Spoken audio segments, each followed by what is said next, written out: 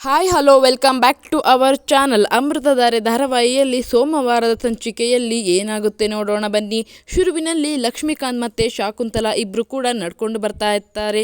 ಈ ಕಡೆ ಮಲ್ಲಿ ಭೂಮಿಕಾನ ಕೇರ್ ಮಾಡೋದು ನೋಡಿಬಿಟ್ಟು, ಅಲ್ಲಿ ನೋಡುವಕ್ಕ ನಿನ್ನ ಸೊಸೆ ಅಲ್ಲಿ ಭೂಮಿಕಾನ ಹೇಗೆ ಕೇರ್ ಮಾಡ್ತಿದ್ದಾಳೆ ಅಂದಾಗ, ನಮ್ಮ ಪ್ಲ್ಯಾನ್ ವರ್ಕೌಟ್ ಆಗ್ತಾಯಿಲ್ಲ ಅಂತ ನಾನು ಇಲ್ಲಿ ಸಾಯ್ತಾ ಇದ್ದರೆ ಇವಳು ಬೇರೆ ಮಧ್ಯದಲ್ಲಿ ಬಂದಿದ್ದಾಳೆ ಅಂತ ಇತ್ತ ಮಲ್ಲಿಗೆ ಶಾಕುಂತಲಾ ಬೈತಾ ಇರ್ತಾಳೆ. ಆಗ ಸಿಸ್ಟರ್, ನೀನು ಮುಂದೆ ಏನೇ ಮಾಡೋದಿದ್ರೂ ನಿನ್ನ ಚಿಕ್ಕ ಸೊಸೆನ ದಾಟ್ಕೊಂಡು ಆಮೇಲೆ ನಿನ್ನ ದೊಡ್ಡ ಸೊಸೆನ ಮುಟ್ಟಬೇಕು, ಅಷ್ಟು ಸುಲಭ ಅಲ್ಲ.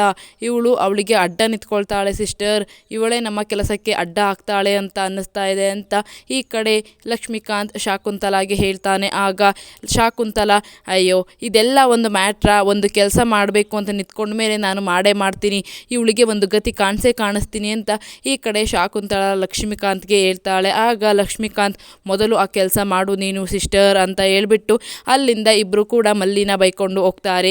ಈ ಕಡೆ ಮಲ್ಲಿ ಜಯದೇವ್ ಮದುವೆ ಆಗ್ತಿರೋದನ್ನು ನೋಡೇ ಬಿಡ್ತಾಳೆ.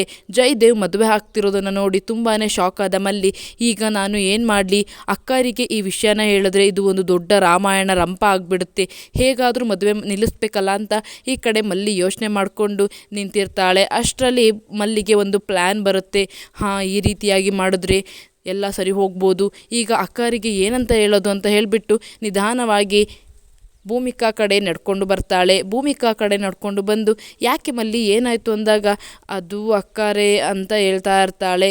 ಅಲ್ಲಿ ಜಯದೇವ್ ಮತ್ತು ದಿಯಾ ಮದುವೆ ಆಗ್ತಾ ಇದ್ದಾರೆ ಅಂತ ಹೇಗೆ ಹೇಳೋದು ಅಂತ ಈ ಕಡೆ ತುಂಬಾ ಯೋಚನೆ ಮಾಡ್ತಿರ್ತಾಳೆ.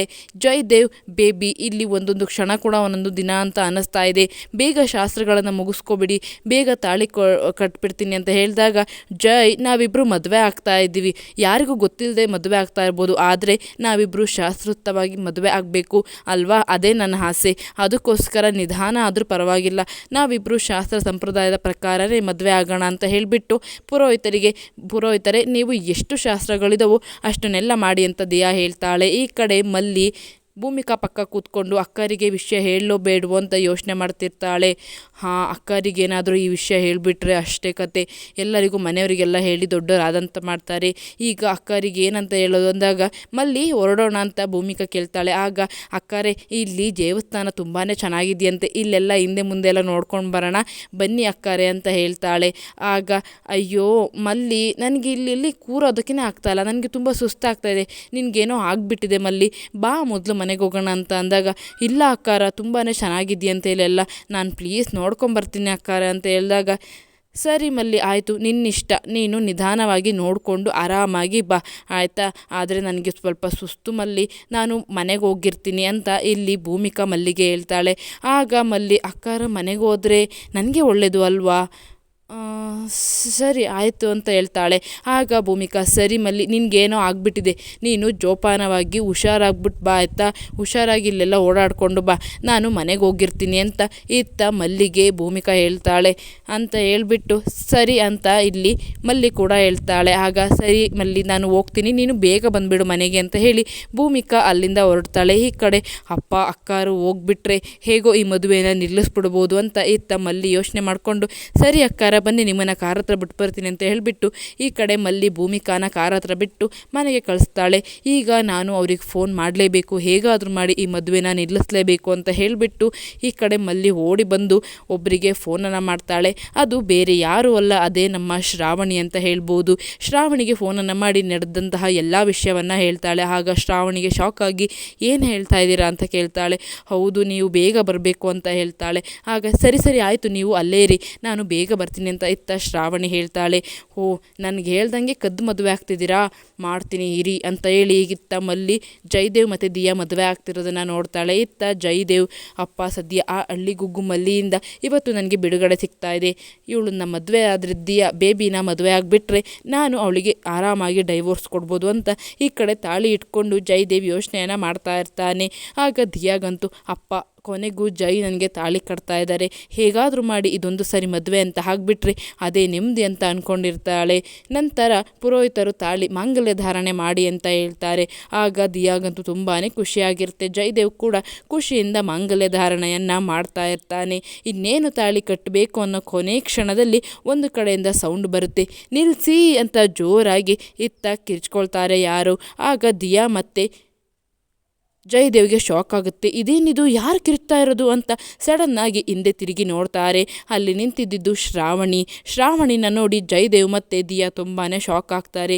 ಇದೇನಿದು, ನಾವು ಮದುವೆ ಆಗ್ತಿರೋದು ಯಾರಿಗೂ ಗೊತ್ತೇ ಇರಲಿಲ್ಲ, ಹಾಗೇನೆ ಇಲ್ಲಿ ಯಾರು ಬರಲ್ಲ ಅಂತ ಅಂದ್ಕೊಂಡು ನಾವು ಇಲ್ಲಿಗೆ ಬಂದು ಮದುವೆ ಆಗ್ತಾ ಇದ್ವಿ. ಅದು ನೋಡಿದ್ರೆ ಇದು ಇವರಿಗೆ ಹೇಗೆ ಗೊತ್ತಾಯಿತು ಅಂತ ಮನಸ್ಸಲ್ಲೇನೆ ಯೋಚನೆ ಮಾಡ್ತಾ ಇರ್ತಾರೆ. ಈ ಕಡೆ ದಿಯಾಗಂತೂ ತುಂಬಾ ಭಯ ಆಗುತ್ತೆ.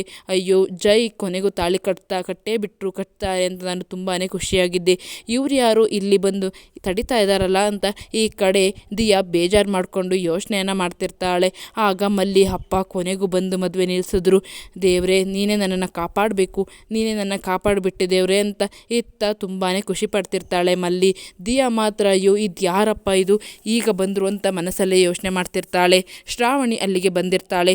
ಶ್ರಾವಣಿ ಬಂದು ಈ ಮದುವೆ ನಿಲ್ಲೋದಕ್ಕೆ ಬಿಡೋದೇ ಇಲ್ಲ. ಯಾಕಂದರೆ ಶ್ರಾವಣಿ ಏನೇ ಅಂದ್ಕೊಂಡ್ರು ಅದನ್ನು ಮಾಡೇ ತೀರ್ತಾಳೆ. ಅದಕ್ಕೋಸ್ಕರನೇ ಶ್ರಾವಣಿ ಬಂದು ಏನು ಮಾಡ್ತಾ ಇದ್ದೀರಾ ಅಂತ ಇಲ್ಲಿ ಜೋರು ಮಾಡ್ತಾಳೆ. ಆಗ ಜಯದೇವ್ ಮತ್ತು ದಿಯಾ ಏನನ್ನು ಮಾತಾಡೋದೇ ಇಲ್ಲ. ಇಲ್ಲಿ ಜಯದೇವ್ ಮತ್ತು ದಿಯಾ ಮದುವೆ ನಿಂತೋಯ್ತು ಅಂತಲೇ ಹೇಳ್ಬೋದು. ಕೊನೆ ಕ್ಷಣದಲ್ಲಿ ಬಂದು ಶ್ರಾವಣಿ ಮಲ್ಲಿ ಜೀವನನ ಕಾಪಾಡಿದ್ಲು. ಮಲ್ಲಿ ಅಂತ ಒಳ್ಳೆ ಹೆಂಡತಿ ಇರಬೇಕಾದ್ರೆ ಇನ್ನೊಂದು ಮದುವೆ ಆಗೋದಕ್ಕೆ ನಾಚಿಕೆ ಆಗಲ್ವ ನಿಮಗೆ ಅಂತ ಜಯದೇವ್ಗೆ ಶ್ರಾವಣಿ ಬೈತಾಳೆ. ಆಗ ಜಯದೇವ್ ಏನನ್ನು ಮಾತಾಡೋದೇ ಇಲ್ಲ. ನಿಮಗೆಷ್ಟು ಧೈರ್ಯ ಇದ್ದರೆ ಮೊದಲನೇ ಹೆಂಡತಿ ಒಪ್ಪಿಗೆ ಇಲ್ಲದೆ ಎರಡನೇ ಮದುವೆ ಆಗ್ತಾ ಇದ್ದೀರಾ ಅಂತ ಇತ್ತ ಶ್ರಾವಣಿ ಜೋರು ಮಾಡ್ತಾಳೆ. ಶ್ರಾವಣಿ ಜೋರು ಮಾಡಿದ್ದನ್ನು ನೋಡಿ ಜಯದೇವ್ ಮತ್ತು ದಿಯಾ ಏನನ್ನು ಮಾತಾಡೋದಿಲ್ಲ. ಇದಿಷ್ಟು ಸೋಮವಾರದ ಸಂಚಿಕೆ ಅಂತ ಹೇಳ್ತಾ ಮುಂದಿನ ಸಂಚಿಕೆಯಲ್ಲಿ ಮಲ್ಲಿ ಜಯದೇವ್ನ ಕ್ಷಮಿಸಿ ಜಯದೇವ್ ಜೊತೆ ಇರ್ತಾಳ ಅಥವಾ ಮನೆಯವರಿಗೆಲ್ಲ ವಿಷಯನ ಹೇಳ್ತಾಳ ಅಂತಕ್ಕಂಥದ್ದನ್ನು ಮುಂದಿನ ಸಂಚಿಕೆಯಲ್ಲಿ ನಿಮಗೆ ತಿಳಿಸ್ಕೊಡ್ತೀನಿ ಫ್ರೆಂಡ್ಸ್. ಹಾಗೆ ಅಮೃತಧಾರೆಯ ವಿಡಿಯೋಗಳಿಗೋಸ್ಕರ ಚಾನಲನ್ನು ಸಬ್ಸ್ಕ್ರೈಬ್ ಮಾಡ್ಕೊಳ್ಳಿ. ಹಾಗೆ ಸಬ್ಸ್ಕ್ರೈಬ್ ಮಾಡಿಕೊಂಡು ವಿಡಿಯೋ ಇಷ್ಟ ಆದರೆ ಪ್ಲೀಸ್ ಒಂದು ಲೈಕ್ ಮಾಡಿ, ಶೇರ್ ಮಾಡಿ, ಕಾಮೆಂಟ್ ಮಾಡಿ. Thank you for watching.